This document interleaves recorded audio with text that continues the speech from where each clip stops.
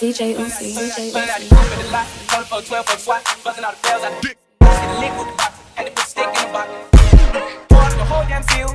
DJ Uzi, DJ Uzi. Hey you guys, welcome back to my channel. I am coming back to you. Well, before I say what I'm coming back to you with, my name is Ayana. If you're new to the channel, welcome. Any returning subscribers, thank you as always for watching my video. And I wanted to make this video because I am in the thick of applying to summer associate positions. And if you don't know what a summer associate position is a position that you get at a law firm for the summer. And typically, if you do well in that 2L position, you will be working at that firm after you graduate. So it's just a process of, if you do see yourself working in big law, then this is a process you're gonna have to go through. But I am in this process of doing applications for summer associate positions, and it just sat there and I was sitting there thinking like, what should I do a video on? And of course I should do a video on networking. So if you are new to this channel, and for all my returning people, as you may know, I am a first generation law student, college student as well. So I am figuring out this information as I am going along. And sometimes if you don't have those people in your family, or you have those personal connections to people who are in the field, you may feel lost of, well, how do I network? How do I get myself out there? How can I get myself into the firms and to show them like the real me, or that I am a valuable candidate that you should essentially bring on at your firm. This video is not going to only pertain to big law firms, but also if you are looking for a position in the public sector, the tips that I'm going to give is going to be relevant to across the board, even if you don't want to do anything specifically in law. So that was a long-winded intro, but let's get into the video of some of the things that I think is important for you to know about networking, and even how do you go out and network, and what are some things you can do. So just stay tuned. All right, so the first thing I will suggest is to create a LinkedIn. If you don't know what a LinkedIn is like a professional Facebook. It has a bunch of different employers that have their own pages, and you can go to them, connect with them, and if they accept your connection, you can send them a message and talk to them. LinkedIn has been my saving grace, just trying to look at different firms that I may feel like I want to work at or want to learn more about. And it has been like really helpful just for me to be able to connect with people. With the LinkedIn account, if you never had one, they will have a setup and show you how to do it, as far as like putting all the jobs that you may have ever had up there, because employers can look at your LinkedIn to see if you may be a valuable candidate for whatever position is up there. So if I can't stress it enough, LinkedIn is my saving grace. And it's also a way to stay connected with many of the people who you may have met, because you'll see people have promotions or their birthday, or that they switch to a different position, and just sending that congrats, or just showing that you're interested in where people are going, can help sustain that relationship that you may have with them. So I can't stress enough, LinkedIn is a place to be. And from personal experience, I have reached out to different people from firms, partners, associates, just to simply talk about their experience. And what that's called is an informational interview. Some advice that I got from alumni from my school, he said that, well, approach it from a place of introduce yourself. Oh, because now I'm skipping ahead, but it's essentially called an informational interview. And this is going to segue into like my second point of how to, but LinkedIn is a platform that is very helpful for you to reach out to people. So I'm going to just go into the second point. The second point is cold emailing to people. Cold emailing is simply you do not know the person you're reaching out to and you are giving them information about yourself and you're like, oh, well, I see that you do X, Y, and Z and I'm very interested in that field or whatever you're doing. And can I talk to you over a Zoom coffee chat if they're not in the state that you're in or even the city? Or if they are in a city or in a state, maybe you can go on a little coffee chat to talk to them just about their experience. So just to give a disclaimer, not everybody answers to your cold email, but that's fine because it's like as long as you put yourself out there and attempted to, not everybody may answer, but there are people who are going to answer.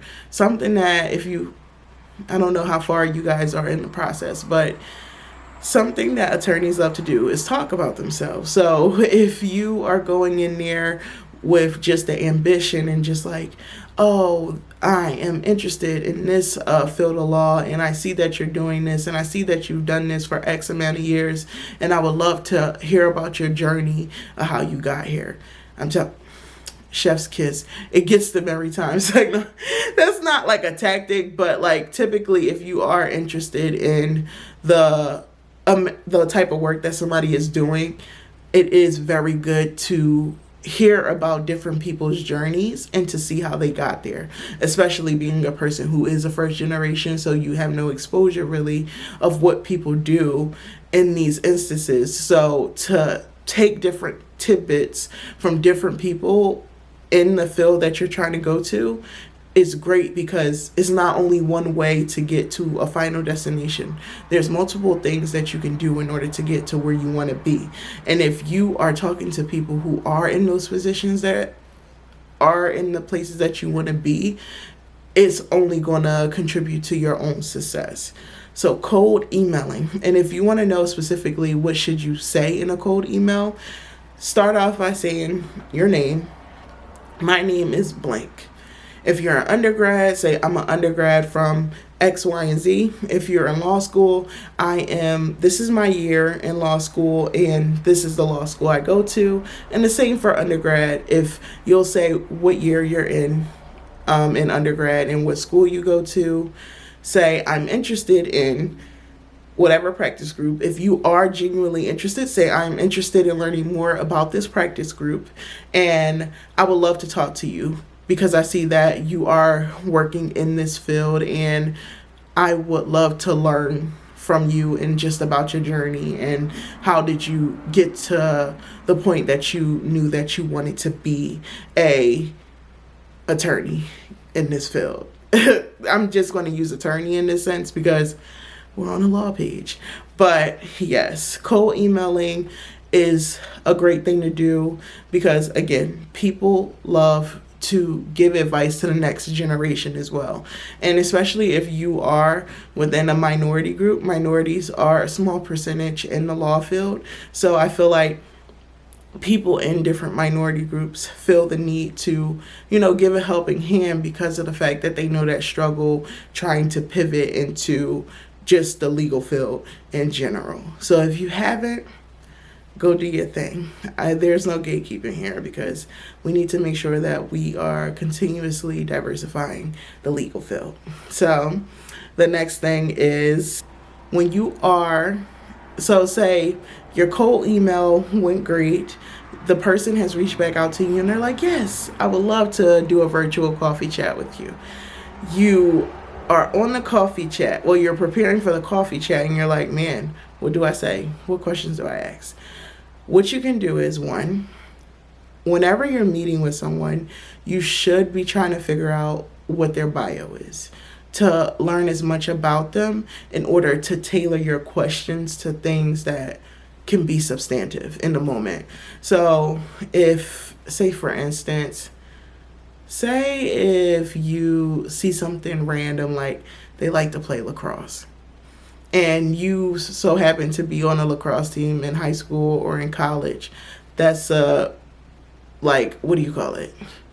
It's a connection point. I'm not saying to say that in your 30-minute, your 30-second pitch, which I will go further into that point, but just being strategic on how you're talking to people and how you can connect with them. If you're looking at it from an educational point of view, what were some organizations that they were in? Were they in Balsa? Oh, you were in Balsa. That's what I'm doing right now. Make it a point to mention things that you see you have similarities to, because that's what helps people start to become comfortable with talking to you and to release some and like, oh, I really want to help you. I want to see you win. But I would like to go back to the point where I was talking about the 30-second pitch. So, in addition to like that research, try to come up with a 30-second pitch of what you want the person who you're asking questions to know about you. Obviously, you want them to know your name, where I'm going to law school, and what else? What's important about your journey? How have you gotten to this point right now in order to determine that you have a high interest in this? And it doesn't have to be definitive. You don't have to be like, oh yes, for sure, I'm going to do this. Just simply having an interest in something and trying to figure out, why am I interested in this? And then once you figure out why you're interested in it, then you can figure out what questions to ask the person once you are going into an interview. If you're going into a law firm, or even if you're going to the criminal justice internship or job that you're looking for, show that you're truly engaged and that you did the research that you needed, and not make the but the person that you're interviewing feel like they're doing all the work because you didn't do something that was easily a quick Google search. So typically when I do a 30-second pitch, I say my name, I say where I'm from, where I go to law school, what year I'm in. I also talk about how I took gap years, what I did in those gap years, and then now this is how I'm getting into what I want to do for law at this point in time. And because I want to do this, can you please tell me a little bit about your day-to-day?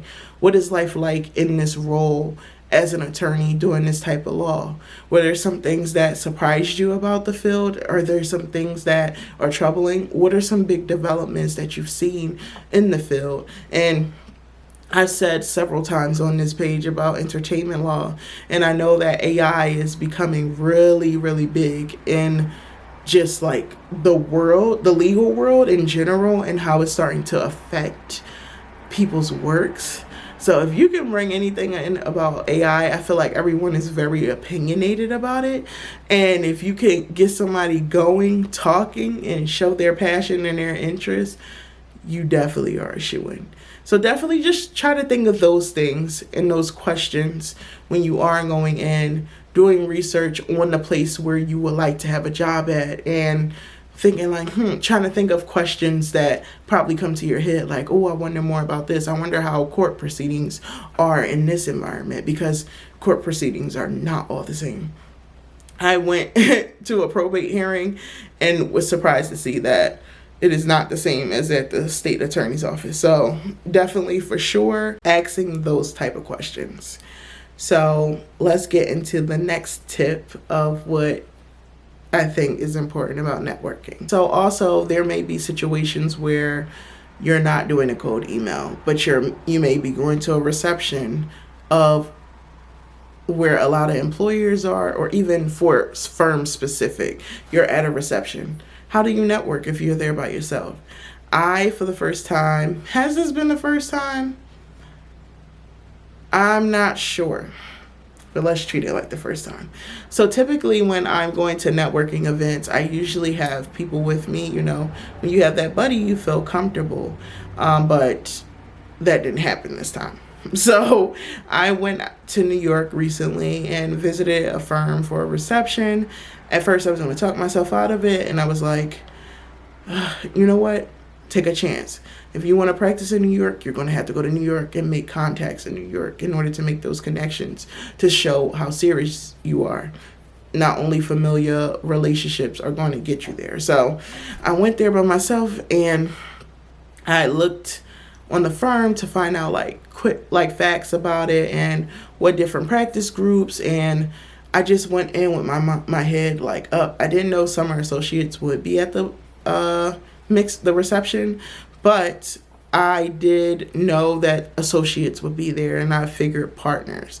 So having Summer Associates there, I think that added a different layer, because these are students like you who are essentially going through the same thing as you, and they have made it to whatever firm that you're going to and are able to tell you about the interviewing process. How long did it really take, and what are some of the things that they've done in order to get them to where they are now. And when I walked in, I just walked up to someone and I was like, hi, my name is Ayana, and I'm the whole spill, the 30-second pitch to get somebody interested in what you're doing, and not what you're doing, but more so what you're saying, in order to be engaged. And it was a really nice experience. Now, I know just walking up to people is very scary, but I forgot who I was listening to, but they were talking about how your fear essentially,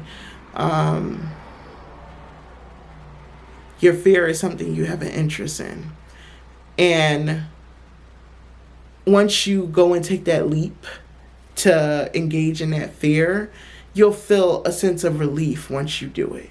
And that's literally what I felt. I felt anxious because I was obviously there are other people in the room who probably don't know one another, but just feeling like an outlier, and having to be in a room with different people who are going to different schools than I am, who are from the area or going to top schools, and just feeling that intimidation. But I just knew I had to walk in with my head high and to talk about things and highlight things that are that would be interesting to someone who does not know you, and to essentially talk more about why am I interested in whatever practice group that I am trying to go into. And also, it can be comfortable to, so in those environments, typically they have people talking to people already, and sometimes you have to insert yourself and not necessarily interrupt people while they're talking, but more so come in, smile, try to get into the story, and then once they're done their story, they will acknowledge you and ask you about yourself. So I feel like it's really about putting yourself out there, and sometimes we can be our biggest setback because we won't do things that we need to in order to push ourselves forward, in order to get to where we want to be, essentially. So I'll say, when you are in a group, so you can either go the direction of going where a group of people already are and try to insert yourself and just listen and then wait to be acknowledged.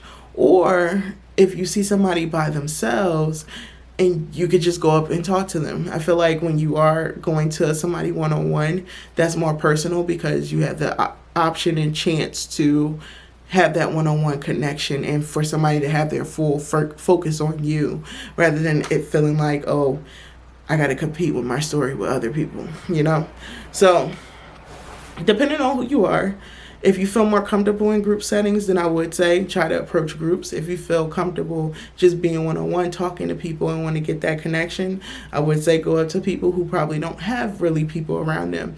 And you have to do it more. If you don't do it, you have to do it more so that you can become comfortable being in those environments, or just simply being uncomfortable. We can get lost in our comfortability that we don't want to try anything new, but really you have to try and be used to your uncomfortableness, because you're not going to get nowhere staying in your comfortability. You're going to be uncomfortable with the growth of where you're going, and you have to be open to that uncomfortableness and know that, oh, you're not the only one, but to try to push through it, So another way that I think is a good networking tool is currently I am in Balsa, and NEBOLSA is actually, so NEBOLSA is the Northeast Regional Black Law Student Association, and they actually connected me with the reception that I went to in New York.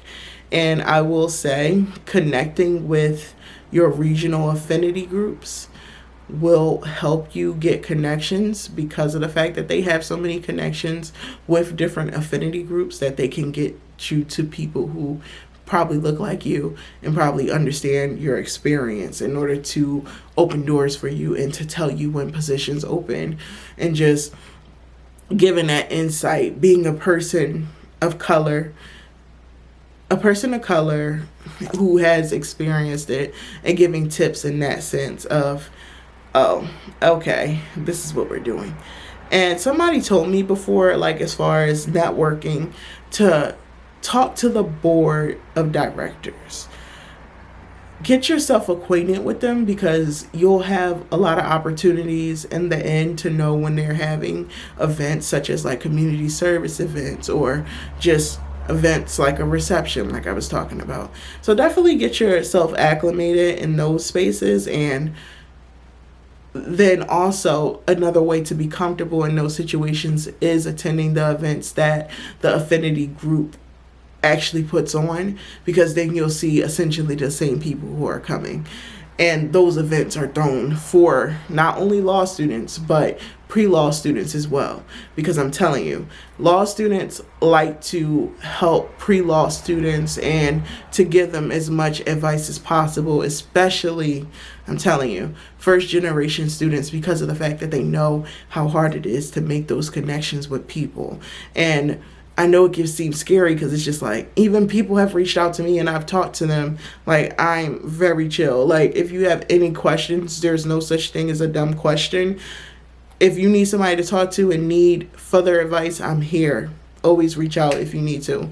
On social media or through email is fine. So literally, reaching out to my affinity groups have been very helpful for me. And my last thing that I would like to put significance on is to keep in contact with the people you meet. Remember LinkedIn, what I was talking about earlier? On LinkedIn, you'll have a bunch of connect with people on LinkedIn who you meet in person. I'm telling you, it's a great way to have all your connections in one place. This is where you'll see them have job promotions, or they'll switch jobs. You'll see their birthdays on there, and you could just send a quick message and acknowledge that you're here and that you're watching and that you're interested. Because when people see that, they are amazed that, oh, you see me, you remember me, you saying congratulations to me.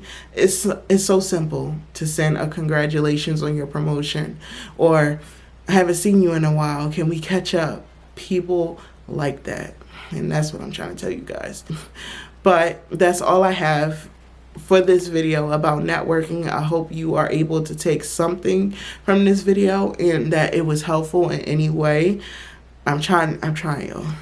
I am busy. I'm juggling 2 jobs and I'm trying to do it all. So I just knew I had to come on here with this video. There's probably somebody out there who definitely needs this advice about networking, and I hope I was able to help you.